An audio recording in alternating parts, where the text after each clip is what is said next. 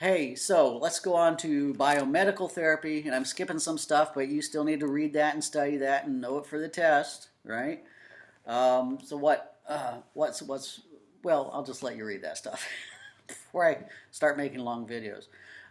So right now, just biomedical therapy, and the most widely used type of biomedical therapy today, uh, thank goodness, this is the most widely used today, is out of biomedical therapies, is of course drug therapy, right?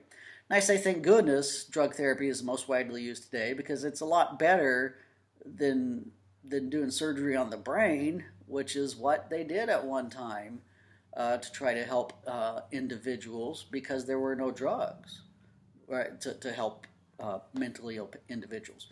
So there it comes with benefits and costs, obviously, any treatment, including obviously drug therapy. So anyway, you got different categories of drugs here, right? Obviously, you got the antipsychotic medication, an antidepressant medication, an anti-anxiety medication. So, but first of all, the antipsychotics, right? Antipsychotic medication. The first one of these was chlorpromazine or thorazine, chlorpromazine or thorazine, first antipsychotic medication back in the 40s and 50s. And this helps control those, well, it's called antipsychotic, right? Remember back in chapter 15 with the disorders, I mentioned the psychosis is you're out of touch with reality, right? So this would be for individuals who are out of touch with reality. If they have those delusions of grandeur, they falsely believe that they are Jesus Christ, or they have hallucinations, false perceptions, hear voices that are not physically there, then then you want them on antipsychotic medication, right, to help deal with those kind of positive psychotic symptoms that can show up in a variety of disorders. And remember too, back in chapter 15, we talk about all these disorders as if they're separate and distinct from each other, but they can overlap, right? I mean, you could have someone with bipolar disorder, right, manic depression, but who also has psychotic episodes. So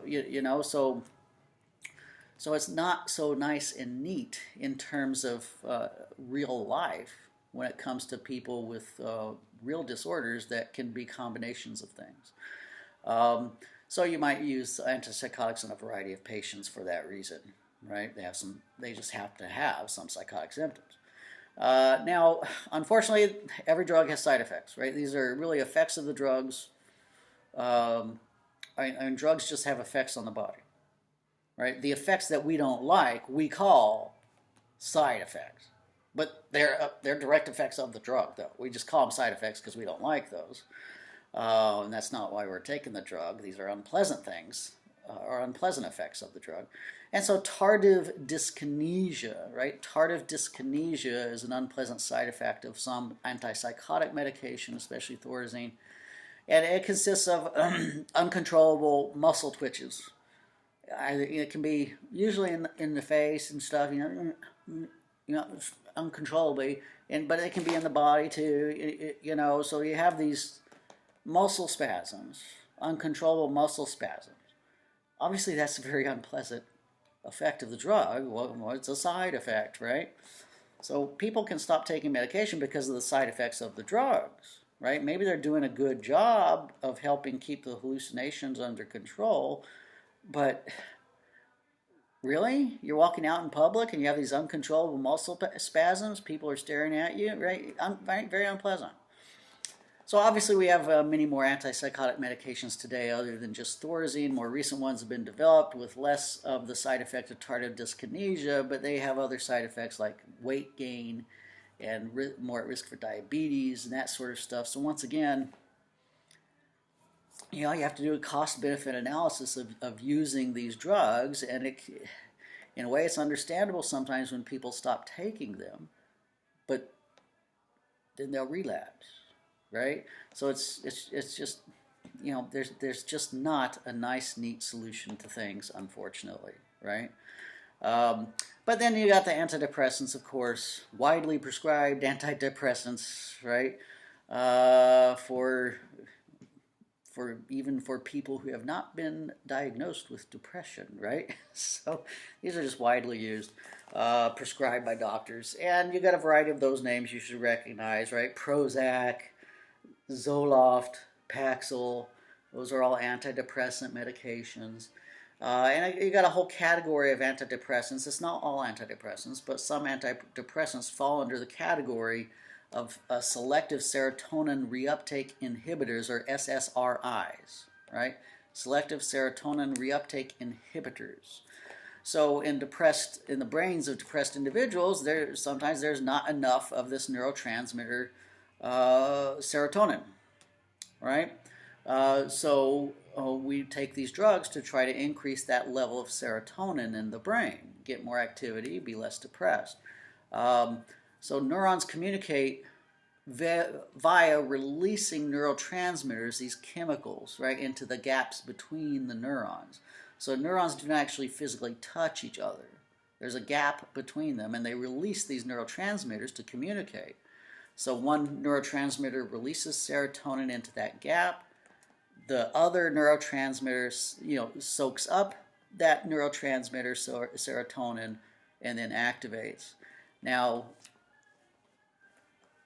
the neuron that releases the serotonin into the gap will reuptake, will absorb excess serotonin that's out there.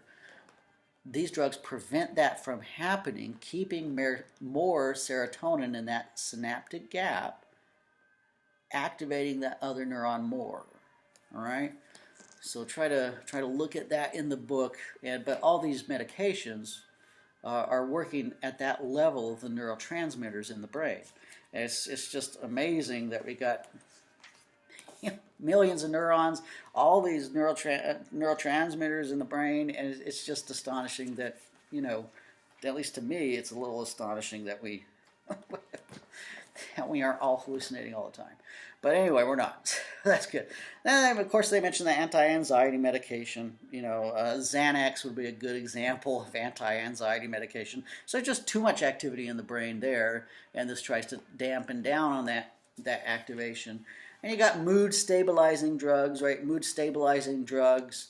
These would be mostly for bipolar disorder. Lithium is a salt that is used to treat bipolar disorder. So lithium, that helps to, primarily, that helps to reduce the extremes, right, of the mania. The extremes of the manic episode or the mania in bipolar patients. It can help some with the depression too.